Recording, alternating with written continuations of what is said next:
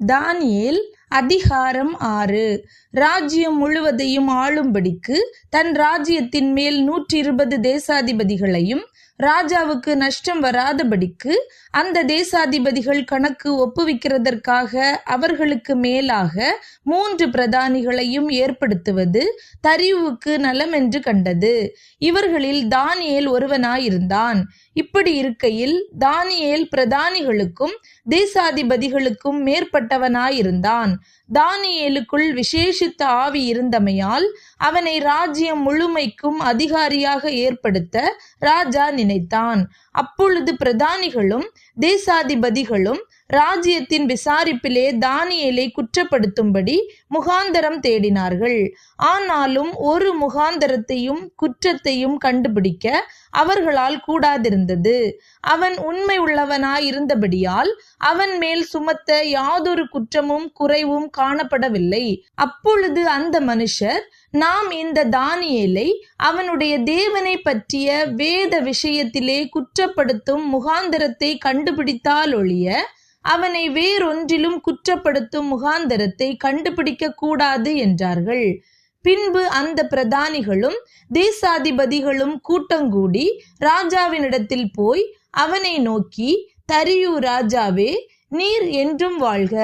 எவனாகிலும் 30 நாள் வரையில் ராஜாவாகிய உம்மை தவிர எந்த தேவனையானாலும் மனுஷனையானாலும் நோக்கி யாதொரு காரியத்தை குறித்து விண்ணப்பம் பண்ணினால் அவன் சிங்கங்களின் கெபியிலே போடப்பட ராஜா கட்டளை பிறப்பித்து உறுதியான தாக்கீது செய்ய வேண்டுமென்று ராஜ்யத்தினுடைய எல்லா பிரதானிகளும் தேசாதிபதிகளும் பிரபுக்களும் மந்திரிமார்களும் தலைவர்களும் ஆலோசனை பண்ணி கொண்டிருக்கிறார்கள். ஆதலால் இப்போதும் ராஜாவே, மேதியருக்கும் பெர்சியருக்கும் இருக்கிற மாறாத பிரமாணத்தின்படியே அந்த தாக்கீது மாற்றப்படாதபடி நீர் அதை கட்டளையிட்டு அதற்கு கையெழுத்து வைக்க வேண்டும் என்றார்கள். அப்படியே ராஜாவாகிய தரியு அந்த கட்டளை பத்திரத்துக்கு கையெழுத்து வைத்தான். தானியேலோவென்றால் அந்த பத்திரத்துக்கு கையெழுத்து வைக்கப்பட்டதென்று அறிந்த போதிலும் தன் வீட்டுக்குள்ளே போய் தன் மேல் அறையிலே எருசலேமுக்கு நேராக பலகணிகள் திறந்திருக்க அங்கே தான் முன் செய்து வந்தபடியே தினம் 3 வேளையும் தன் தேவனுக்கு முன்பாக முழங்கார்படியிட்டு ஜெபம் பண்ணி ஸ்தோத்திரம் செலுத்தினான். அப்பொழுது அந்த மனுஷர் கூட்டங்கூடி தானியேல் தன் தேவனுக்கு முன்பாக ஜெபம் பண்ணி விண்ணப்பம் செய்கிறதை கண்டார்கள். பின்பு அவர்கள் ராஜாவுக்கு முன்பாக வந்து ராஜாவின் தாக்கீதை குறித்து, எந்த மனுஷனாகிலும் 30 நாள் வரையில் ராஜாவாகிய உம்மை தவிர எந்த தேவனையானாலும் மனுஷனையானாலும் நோக்கி யாதொரு காரியத்தை குறித்து விண்ணப்பம் பண்ணினால் அவன் சிங்கங்களின் கெபியிலே போடப்பட வேண்டும் என்று நீர் கட்டளை பத்திரத்தில் கையெழுத்து வைத்தீர் அல்லவா என்றார்கள். அதற்கு ராஜா, அந்த காரியம் மேதியருக்கும் பெர்சியருக்கும் இருக்கிற மாறாத பிரமாணத்தின்படி உறுதியாக்கப்பட்டதே என்றான்.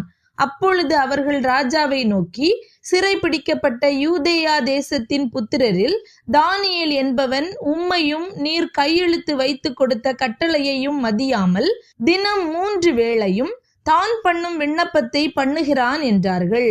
ராஜா இந்த வார்த்தைகளை கேட்டபோது தன்னில் மிகவும் சஞ்சலப்பட்டு தானியேலை காப்பாற்றும்படிக்கு அவன் பேரில் தன் மனதை வைத்து அவனை தப்புவிக்கிறதற்காக சூரியன் அஸ்தமிக்கும் மட்டும் பிரயாசப்பட்டு கொண்டிருந்தான்.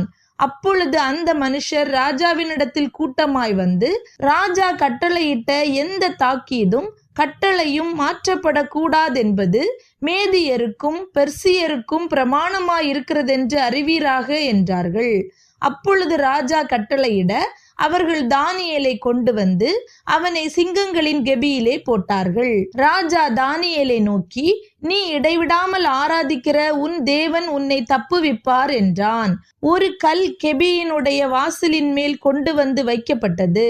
தானியேலை பற்றிய தீர்மானம் மாற்றப்படாதபடிக்கு ராஜா தன் மோதிரத்தினாலும் தன் பிரபுக்களின் மோதிரத்தினாலும் அதின் மேல் முத்திரை போட்டான்.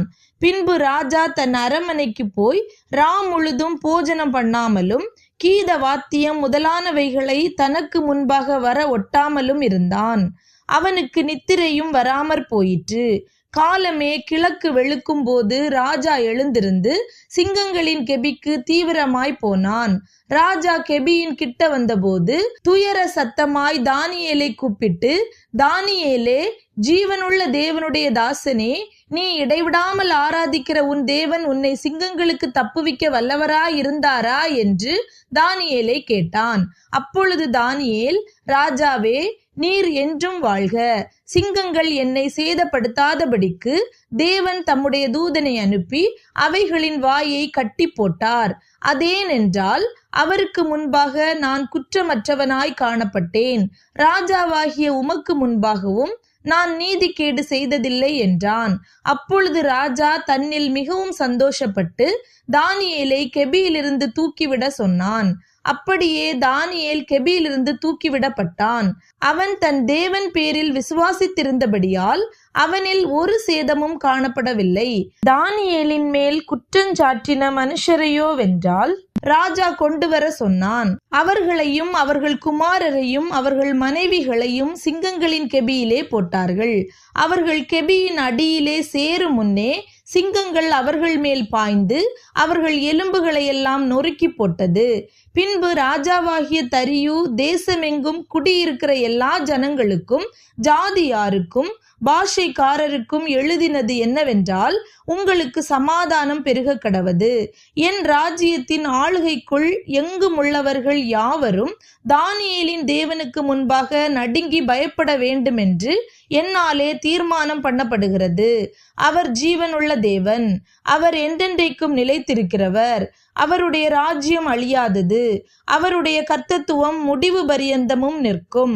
தானியேலை சிங்கங்களின் கைக்கு தப்புவித்த அவரே தப்புவிக்கிறவரும் இரட்சிக்கிறவரும் வானத்திலும் பூமியிலும் அடையாளங்களையும் அற்புதங்களையும் செய்கிறவருமாய் இருக்கிறார் என்று எழுதினான். தரியுவின் ராஜ்யபார காலத்திலும் பெர்சியனாகிய கோரேசுடைய ராஜ்யபார காலத்திலும் தானியேலின் காரியம் ஜெயமாயிருந்தது.